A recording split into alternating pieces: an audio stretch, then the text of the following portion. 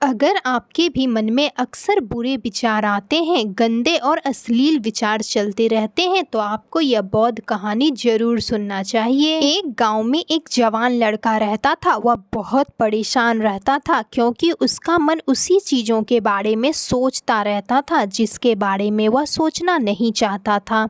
वह अपनी छोटी छोटी खुशियों के लिए अपना सारा दिन बर्बाद कर दिया करता था और बाद में फिर पश्चाताप करता रहता था। लेकिन वह ना चाहते हुए भी कई काम करता था। वह अपने माता पिता का इकलौता लड़का था। उनके माता पिता धीरे धीरे बूढ़े होते जा रहे थे। एक दिन वह लड़का अपने गांव में एक पेड़ के नीचे बैठा था। तभी उसकी नज़र एक बौद्ध भिक्षु पर पड़ती है जो वहां से गुजर रहे थे। वह लड़का उसे देखकर सोच रहा था, क्या मेरी समस्या का समाधान इनके पास मिलेगा। तभी बौद्ध भिक्षु रुककर पीछे उस लड़के के पास आकर बैठ जाते हैं और लड़के से पूछते हैं, तुम इतने परेशान क्यों दिख रहे हो? क्या तुम्हें कोई समस्या है? तब वह लड़का बोला, आपको कैसे पता कि मुझे कोई समस्या परेशान कर रही है? तब भिक्षु मुस्कुराते हुए बोले, मुझे सब पता चल जाता है। तो वह आश्चर्य होकर बौद्ध भिक्षु को देखने लगा। तभी भिक्षु बोले, बताओ क्या समस्या है, शायद मैं समाधान बता सकूं। तब वह लड़का बोलता है, मेरे मन में बहुत सारे गंदे विचार आते रहते हैं। मेरा मन हमेशा गंदे कामों को करने में इच्छुक रहता है। जो काम गलत होता है, मैं यह जानता हूँ कि यह करने से मेरा नुकसान है, लेकिन मैं फिर भी वही कामों को करना ज़्यादा पसंद करता हूँ। ऐसा क्यों? तब भिक्षु कहते हैं, ध्यान ध्यान सारी समस्याओं का समाधान है। तब लड़का बोलता है, ध्यान है क्या? भिक्षु बोले, ध्यान क्या है इसको शब्दों में समझा पाऊँ इतनी मुझ में समर्थ नहीं, लेकिन तुमने प्रश्न किया है तो मुझे कुछ ना कुछ तो बताना ही होगा। तो सुनो, ध्यान का मतलब है ना कोई प्रश्न, ना कोई उत्तर, ना कोई विचार और ना ही कोई भावना। यह एक ऐसी स्थिति है जो हमारी वास्तविकता से हमारा परिचय कराती है। इस स्थिति में पहुंचकर व्यक्ति के अंदर कोई ऊर्जा शेष नहीं रह जाती, क्योंकि उसके सामने सब कुछ स्पष्ट हो जाता है। उसे इस जीवन के व्यक्तित्वता का पूर्णता आभास हो जाता है। लड़के ने पूछा, लेकिन ध्यान की ऐसी स्थिति को कैसे प्राप्त किया जा सकता है? बौद्ध भिक्षु ने कहा, ध्यान करना बहुत आसान है। क्या तुम्हें बैठना आता है? लड़के ने कहा, मैं बैठ सकता हूँ। भिक्षु ने कहा, कितनी देर बैठ सकते हो? तो लड़के ने कहा, ऐसे तो कभी आजमाया नहीं, लेकिन जितनी देर तक चाहूँ बैठ सकता हूँ। फिर बौद्ध भिक्षु ने कहा, रोज 1 घंटा आंख बंद करके सीधा बैठना है। लड़के ने पूछा, कब और कहाँ बैठना है? भिक्षु ने कहा, कभी भी और कहीं भी, बस जगह शांत और एकांत होनी चाहिए।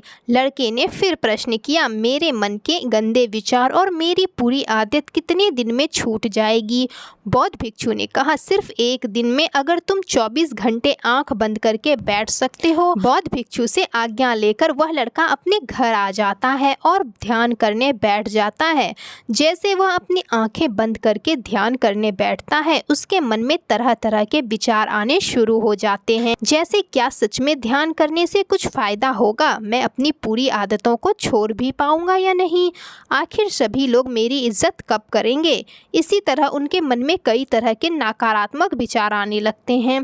तब उसे यह विचार आना कि भिक्षु ने कहा था, जब ध्यान करो तो मन में कोई विचार ना आना चाहिए, लेकिन मेरे मन में तो तरह तरह के विचार आ रहे हैं।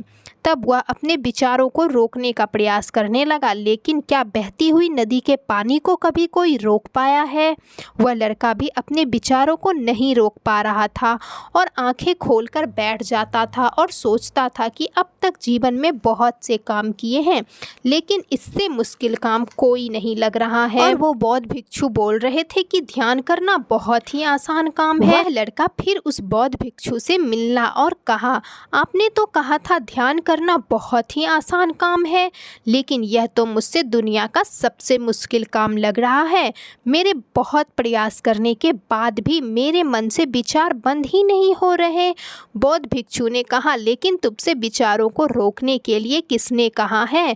लड़के ने कहा, लेकिन विचार रहित स्थिति कैसे प्राप्त होगी? आपने तो कहा था ध्यान में कोई विचार प्रश्न नहीं होते। बौद्ध भिक्षु ने कहा, हमारे दिमाग में हर समय बहुत से विचार जन्म लेते हैं और मरते हैं, लेकिन हमारा मन उनमें से किसी एक विचार को पकड़ लेता है और फिर उससे जुड़े विचारों के बारे में सोचता चला जाता है। इस तरह से हमारा मन विचारों में से फंस जाता है और हम भूल जाते हैं कि हम क्या कर रहे थे। जब तुम ध्यान करने बैठोगे तो तुम्हारे मन में भी बहुत सारे विचार उठेंगे और ख़त्म हो जाएंगे, लेकिन तुम किसी भी विचार का चुनाव मत करना। बस तुम्हें देखना है, तुम्हारे मन में विचार खुद उठेंगे और ख़त्म हो जाएंगे। धीरे धीरे समय के साथ इन विचारों की उठने की गति कम होती चली जाएगी। बौद्ध भिक्षु के मुख से यह सारी बातें सुनकर वह लड़का अपने घर वापस आ जाता है और दोबारा ध्यान करने बैठ जाता है। बौद्ध भिक्षु के बताए अनुसार अपने मन में उठ रहे विचारों को देखता रहता है। वह कुछ देर तक तो विचारों को साक्षी भाव से देख पाता है, लेकिन फिर उसके मन में ऐसे विचार उठते हैं जिसके बारे में सोचने से वह खुद को रोक ही नहीं पाता। वह गहरे विचारों में खो जाता। कुछ देर बाद उसे याद आता कि वह तो ध्यान कर रहा था। वह दोबारा विचारों को देखने का प्रयास करता है, लेकिन इस बार उसका मन दूसरी चाल चलता है। अब उसके मन में अश्लील विचारें उठने लगती है। वह लड़का सोचता है कि ध्यान जैसी पवित्र स्थिति में ये अश्लील विचार क्यों उठ रहे हैं। वह अपने मन में उठ रहे अश्लील व गंदे विचारों को रोकने का बहुत प्रयास करता, लेकिन वह उसे रोक नहीं पाता। उसे लगातार बस ऐसे ही विचार आते रहते हैं। बहुत देर के प्रयास करने के बाद जब लड़का परेशान हो जाता, तब वह ध्यान से उठकर सीधे बौद्ध भिक्षु के पास चला जाता और कहता, मैं जब भी अपनी आंखें बंद करके ध्यान करने बैठता हूँ तो मेरे मन में अश्लील व गंदे विचार ही आते हैं। ऐसा क्यों होता है? बौद्ध भिक्षु ने कहा, कोई भी विचार अच्छा या बुरा नहीं होता, इसलिए किसी भी विचारों को बुरा समझ के उसे ज़बरदस्ती दबाने का प्रयास ना करो, क्योंकि हमारे द्वारा विचारों का दबाव ही उसे और भी शक्तिशाली बना देता है। इसलिए किसी भी विचार का दमन करने का प्रयास ना करें, क्योंकि इस मन की प्रकृति ही ऐसी है कि हम इसे जिस चीज़ के बारे में सोचने से रोकते हैं वह उसी चीज़ के बारे में सबसे ज़्यादा सोचता है।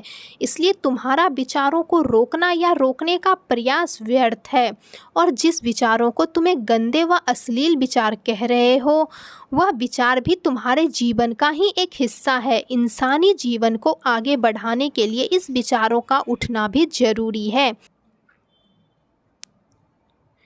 एक बात हमेशा याद रखो कि जीवन में हम जिस भी चीज़ को अस्वीकार करते हैं हमारा मन उसी चीज़ में सबसे ज़्यादा लगने लगता है।